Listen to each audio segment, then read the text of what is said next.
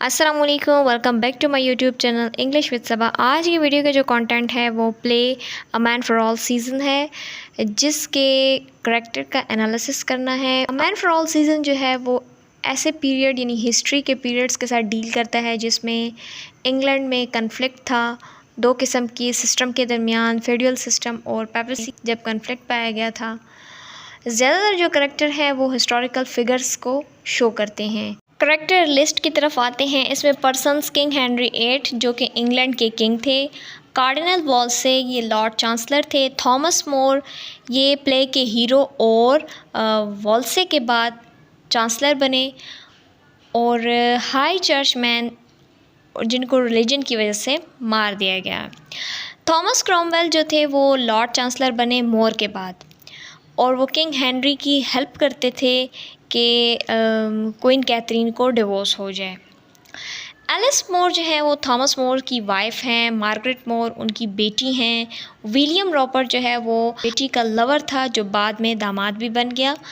Richard rich attorney general थे, यानी कि किसी भी फेडरेशन या स्टेट के लॉ ऑफिसर, और इसके साथ साथ वो क्रॉमवेल के साथी भी थे। द ड्यूक ऑफ नॉरफोक वो एक हिस्टोरिकल फिगर हैं। उन्होंने प्ले में पहले वो मोर के फ्रेंड थे और फिर उन्होंने किंग की वजह से मोर के ख़िलाफ़ एक्ट किया। चैपियस जो है वो स्पेन किंग का एम्बेसडर था। द आर्क बिशप क्रैनमर वो किंग की साइड पर थे। यहाँ पर एक वुमेन का भी ज़िक्र है जो कि मोर की विटनेस के ख़िलाफ़ खड़ी थी, और यानी उनके गवाही ख़िलाफ़ गवाही दी ना उसने। आगे इंशाल्लाह हम प्ले में पढ़ेंगे। और द कॉमन मैन जो है वो एक सेंट्रल फिगर है जिसने डिफरेंट रोल प्ले किए हैं। स्टीवर्ड, बोट्समैन, जेलर, फोरमैन और जरी, ये जो एग्जीक्यूशनर था जिसने एग्जीक्यूट किया मोर को।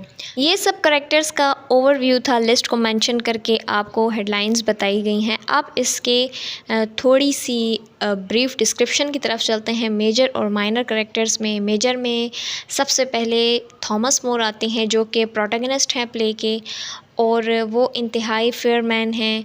Sir Thomas more honest, kind और विटी मैन थे। वो लंदन के एक शरीफ जाने जाते थे क्योंकि उनका जो प्रोफेशन था लॉर्ड हाई चांसलर का हाईएस्ट पोस्ट थी उनकी किंगडम में, और एग्जीक्यूशन से पहले वो किंग के किसी फ़ैसले पे इनकार नहीं करते। वो एक गुड टॉकर थे। किसी भी मसाद को वो लॉजिक और स्ट्रॉन्ग इमेजरी से हल करने की कोशिश करते थे, उसका रास्ता निकालते। वो लोगों के एक बहुत ही अच्छे फ्रेंड थे, स्पेशली गरीबों का बहुत ख्याल रखते थे।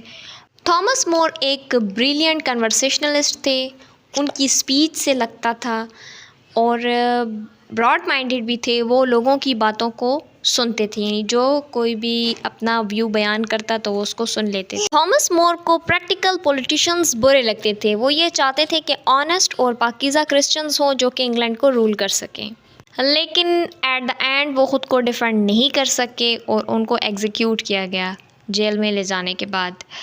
अब आते हैं नेक्स्ट करेक्टर की तरफ। एलिस मोर मोर की एक वफ़ादार बीवी थी जो कि प्रैक्टिकली एजुकेटेड नहीं थी पर नेचुरली थोड़ी होशियार थी, और वो अपने हस्बैंड से बहुत ज़्यादा प्यार करती थी। जब उनका डेंजर पोस्ट था तो उस वक्त भी वो अपने शोहर को समझाती रहीं। ड्यूक ऑफ नॉरफॉक मोर के बहुत क्लोज़ फ्रेंड थे, लेकिन बाद में जब उनको पता चला कि मोर जो है वो जेल में चला गया और अब उसको एग्जीक्यूट करना पड़ेगा, तो तब उन्होंने क्रॉमवेल के साथ फ्रेंडशिप कर ली और वो मोर के अगेंस्ट हो गए।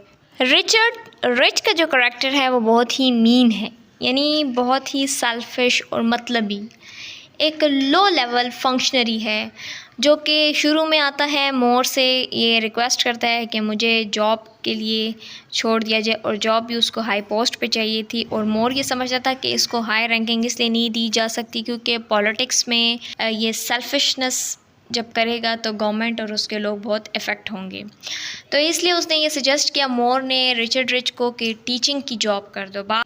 मोर चाहते थे कि रिचर्ड रिच को एसटी पॉल स्कूल में एज अ टीचर रखा जाए, और वो इस जॉब को एक्सेप्ट कर दी। एडवाइस थी उसकी तरफ से, लेकिन उसने इसको डिनाई कर दिया, और तब मोर को पता चल गया था कि ये करप्ट और डिसऑनेस्ट मैन है।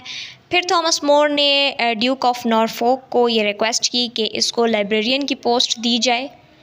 थॉमस क्रॉमवेल, ये रिच की तरह का करैक्टर है, लेकिन क्रॉमवेल जो है वो प्रेजेंट करता है बिल्कुल ऑपोजिट। इसको विलन ऑफ द पीस भी कहा जाता है, एंटागोनिस्ट ऑफ द प्ले भी, जिसको हम कंसिडर करते हैं प्ले के स्टार्ट से ही वो ऐसा है। उसकी जो फ़िलॉसफी है, यानी वो कहता है कि वायलेंस, झूठ और हर बुरा तरीका अपना कर उसके मकसद का जो रिज़ल्ट है वो सामने आए। वो एक्चुअली स्ट्रॉन्ग था, लेकिन रिच जो था वो वीक था। ये दोनों जो थे वो माउथ पीस थे एंटी थीम के। थॉमस क्रॉमवेल जो थे वो सर थॉमस मोर का बिटर एनिमी, ना सिर्फ उसका बल्कि उसकी फैमिली का भी थे। वो उसके रेपुटेशन से बहुत ज़्यादा जेलस रहता था। कार्डिनल वॉल्से ने बहुत ही माइनर रोल प्ले में किया है, लेकिन ये बहुत इम्पॉर्टेंट है क्योंकि वो एक इंटेलेक्चुअल लायर थे थॉमस मोर की तरह, और वो मिडिल क्लास फैमिली से बिलोंग करते थे, और फिर बाद में उनकी पोजीशन जो है वो लॉर्ड चांसलरशिप की बन गई इंग्लैंड में। तो एडमिनिस्ट्रेटिव कैपेबिलिटीज़ और इंटेलिजेंस की बेस पर वो आगे बढ़े। जब से वो चर्च के हेड और इम्पॉर्टेंट पॉलिटिकल पोजीशन के होल्डर थे इंग्लैंड में, तब से वो एक रिचेस्ट मैन जाने जाते थे इंग्लैंड के। किंग हेनरी 8 जो है वो ओवरऑल एक ही दफ़ा पूरे प्ले में दिखाई दिए गए, जब वो किंग हेनरी मोर के गार्डन में मिले और प्रॉमिस किया कि उसकी डिवोर्स से मुतल्लिक मोर को इन्वॉल्व ना किया जाए। किंग हेनरी यंग, एनर्जेटिक और सक्सेसफुल एडमिनिस्ट्रेटर थे। फिजिकल एब्सेंस थी, इतना ज़्यादा प्ले में वो अपेयर नहीं हुए, लेकिन फिर भी हर कोई उनका तस्करा कर रहा था। उनकी शादी जो थी वो कैथरीन से हुई थी, वो उनके भाई की विडो थी। अब उनके जो थे वो बेटियां ही थी, बेटा नहीं था, और वो कहते थे कि ये तख्त जो है वो आगे बढ़े बेटे के थ्रू। तो इस सिलसिले में वो एनी बोलेन से शादी करना चाहते थे, जो कि कोर्ट की लेडी थी।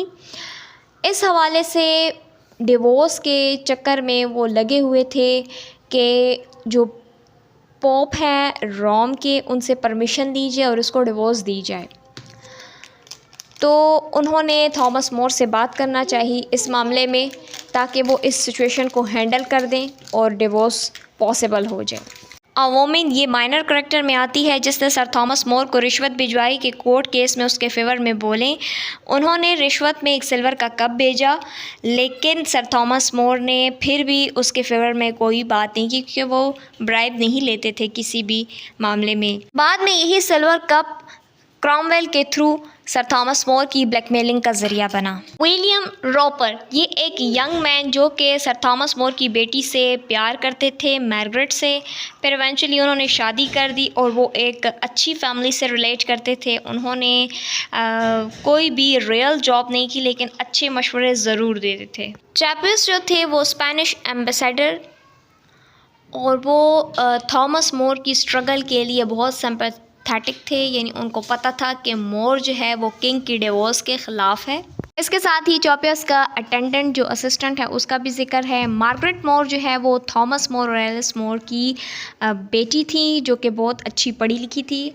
स्टडी में वो अपनी वालिदा से ज़्यादा अच्छी थी, उसको एंशियंट लैंग्वेज जैसे कि लैटिन वगैरह भी आती थी। अपने बाबा से वो बहुत ज़्यादा प्यार करती थी, उसके बहुत क्लोज थी। इस कैरेक्टर इज़ थॉमस क्रैनमर, जो कि कैंटरबरी में आर्च बिशप थे। ऑल्दो उनकी पोजीशन जो थी वो टेक्निकली क्लर्जी नहीं थे, यानी कि पर्सनली वो रिलीजियस नहीं थे। उनको बोर्ड ने इस तरह से डिस्क्राइब किया है कि चर्च में एक एडमिनिस्ट्रेशन की जॉब उनको दिलवाई है। इस तरीके से उस करैक्टर को इन्हांस किया है। स्टीवर्ट जो था वो सर थॉमस मोर का सर्वेंट था, जिसको मैथ्यू के नाम से भी जाना जाता था। वो बहुत ही लॉयल था अपने मास्टर का, लेकिन हर किसी के साथ गपशप उसकी रहती थी। बोटमैन का जिक्र है, जो कि बोट को अप डाउन करता रहता था। वो भी करैक्टर जो है वो कॉमन मैन ने ही प्ले किया है। अब मैं आगे आपको बताती हूँ कि कॉमन मैन ने कितने करैक्टर्स को प्ले किया है। इन कीपर अपने इनको रन करता था, सेरा को रन करता था, जहाँ पर रिच और क्रॉमवेल मिलते थे और सर थॉमस मोर का जो डाउनफॉल है उसके बारे में प्लानिंग करते थे। अ जेलर ये वो आदमी था जो कि थॉमस मोर को हर वक्त देखता रहता था, उसने नज़र रखी हुई थी जब वो जेल में था। फोरमैन थॉमस मोर के ट्रेल का हेड जरर था और हेड्समैन उसका एग्जीक्यूशनर था, जिसने उसको एग्जीक्यूट किया, यानी मार दिया, फांसी दिलाई जिसने। अच्छा, अब आता है कॉमन मैन का करेक्टर। ये ऐसा करेक्टर है जिसने बहुत से माइनर करेक्टर्स को प्ले किया है। सबसे पहले तो वो एज अ एक्ट किया है उसने मैथ्यू, यानी जो थॉमस मोर का सर्वेंट था, स्टीवर्ड जो था। फिर बाद में बोटमैन बना, जेलर, फॉरमैन, इनकीपर और हेड्समैन। रॉबर्ट बोल्ड ने लेट मिडल एज के करेक्टर को इन्हांस किया है, यानी एक ऐसा करेक्टर जिसने सब माइनर करेक्टर को रिप्रेजेंट किया है ब्लैक ड्रेस में ही। कॉमन मैन जो है वो कोई सेंट, किंग या अपर क्लास का मेंबर नहीं है, बल्कि वो एक ऑर्डिनरी गाय है जो कि तमाम करेक्टर्स को, माइनर जितने भी करेक्टर हैं उनको रिप्रेजेंट कर रहा है ब्लैक मास्क की सूरत में। ये थी आज की वीडियो जिसमें हमने play a man for all seasons के करेक्टर्स का एनालिसिस किया है। इंशाल्लाह कमिंग वीडियो में मज़ीद डिटेल में पढ़ेंगे प्ले को। तब तक के लिए अपना बहुत सारा ख्याल रखें। Thank you so much for watching the video. See you soon. अल्लाह हाफिज़।